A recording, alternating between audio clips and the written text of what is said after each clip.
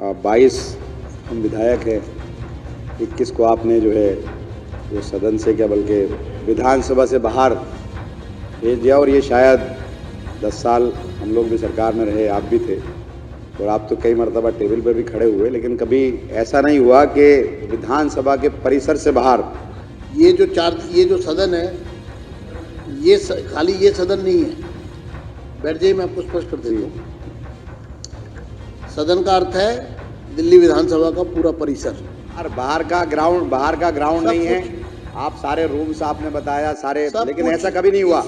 हम लोग भी सरकार में रहे, कभी ऐसा नहीं हुआ कि आज सारे हमारे विधायक गेट के बाहर है और सर आंखों पर है। आपको काम करने के लिए जनता ने जिताया, लेकिन ऐसा नहीं होना चाहिए कि दुश्मनी इस हद तक हो कि आप विधानसभा के परिसर तक में हमें अंदर ना आने दें। तो ये बिल्कुल जी। अब मैं बुला रहा हूँ श्री अमानतुल्लाह खान। अध्यक्ष जी, शुक्रिया कि आपने मुझे इस मुद्दे पर बोलने का मौका दिया। 22 हम विधायक हैं, 21 को आपने जो है वो सदन से क्या बल्कि विधानसभा से बाहर भेज दिया। और ये शायद 10 साल हम लोग भी सरकार में रहे, आप भी थे और आप तो कई मरतबा टेबल पर भी खड़े हुए, लेकिन कभी ऐसा नहीं हुआ कि विधानसभा के परिसर से बाहर। एक मिनट, मैं आपको कोई स्थिति स्पष्ट कर दूं। सदस्यों के समक्ष आपने मुद्दा अगर उठाया है, रूल बुक सबको दी गई है और रूल बुक के अनुसार सदन का तात्पर्य विधानसभा से है। पहला, ये जो सदन है, खाली ये सदन नहीं है। बैठ जाइए, मैं आपको स्पष्ट कर देता हूँ। सदन का अर्थ है दिल्ली विधानसभा का पूरा परिसर। आगे डिफाइन किया गया है, वो भी पढ़ देता हूँ। सदन के परिसर का तात्पर्य विधानसभा भवन, सभा कक्ष, दीर्घाएं, विधानसभा सचिवालय के नियंत्रण में कमरे, अध्यक्ष कक्ष, उपाध्यक्ष कक्ष, समिति कक्ष, विधानसभा पुस्तकालय, विधानसभा वाचनालय, पार्टियों के कमरे, विधानसभा सचिवालय के अधिकारियों के अधीनस्थ सब स्थान तथा उसकी ओर से जाने वाले मार्गों से तथा उन स्थानों से भी जिन्हें अध्यक्ष समय समय पर निर्दिष्ट करे। यानी कि जब कोई भी सदस्य मार्शल आउट होता है सदन से, तो रूल बुक कहती है कि वो प्रेमाइसिस से बाहर जाएगा। तो इसलिए ये सभी सदस्यों को मैं स्थिति स्पष्ट कर रहा हूँ कि जब भी कभी इस तरह की स्थिति आएगी तो ये सिर्फ जो सदन चल रहा है ये सदन नहीं है, पूरा परिसर ही सदन है, सदन का हिस्सा है। तो इसलिए चेयर से ये स्पष्ट आदेश है कि अगर ऐसी स्थिति जब भी आएगी मार्शल आउट होने की, तो उसको परिसर से बाहर जाना होगा। धन्यवाद। आगे अब आप शुरू करिए। और बाहर का ग्राउंड नहीं है। आप सारे रूम्स आपने बताया सारे, लेकिन ऐसा कभी नहीं हुआ। हम लोग भी सरकार में रहे, कभी ऐसा नहीं हुआ कि आज सारे हमारे विधायक गेट के बाहर है, वहां पर भी बैरिकेड लगा दिए गए और वो धूप में बैठे।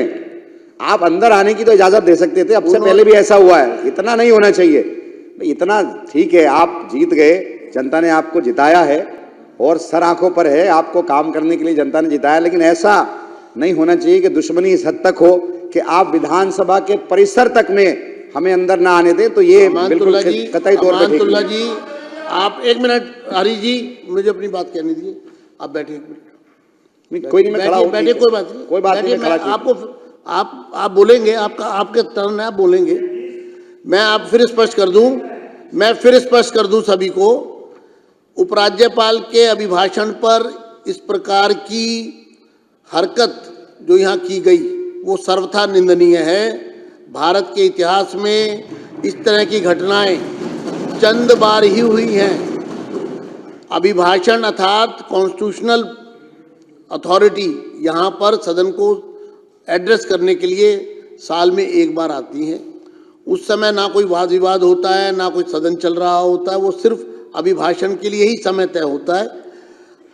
सदन ने जो कल निर्णय लिया, मैं सदन को बधाई दूंगा कि आपने इतने बड़े अपराध के विरुद्ध जो निर्णय लिया उसमें बहुत ही बैलेंस अप्रोच रखी। मात्र 3 दिन के लिए इस पर ब्रीच ऑफ प्रिविलेज का भी मामला बनता है। ये एथिक्स कमेटी में भी सजाएं जो इस रूल बुक में दी गई हैं वो इससे कहीं भारी भारी हैं। तो इसलिए अब उपराज्यपाल का अभिभाषण किसी राजनीतिक पार्टी से किसी से जुड़ा हुआ नहीं है, वो सबके लिए है, पूरी दिल्ली के लिए है। तो इसलिए उन्होंने जो यहाँ पर कल उद्दंडता की, समझाने और कहने के बाद भी जिसको नहीं माना गया, इसलिए सदन को ये फैसला लेना पड़ा। अब आप अपनी बात कहें विषय पर।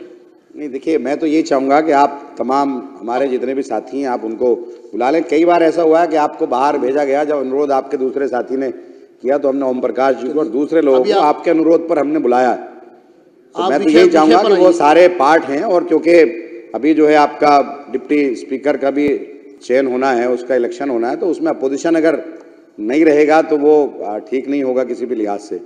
तो हम तो यही चाहेंगे कि भाई आप सबको बुलाएं, आप क्योंकि सीट पर बैठे हैं और आप सबके अध्यक्ष हैं। हम तो यही चाहेंगे कि आप ये सारी चीज़ों को देखते हुए उन सबको अंदर बुला लें, और हमने कई बार ऐसा किया है पीछे भी, और ये तो पार्ट है इस वक्त में, क्योंकि हम भी हिस्सा हैं विधानसभा का।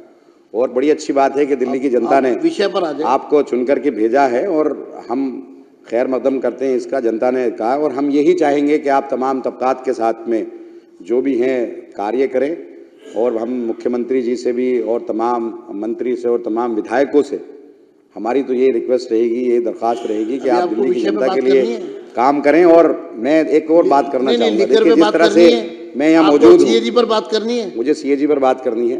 न्यूज नेशन अब व्हाट्सएप पर खबरों की ताजा अपडेट के लिए न्यूज नेशन के इस QR कोड को स्कैन करें।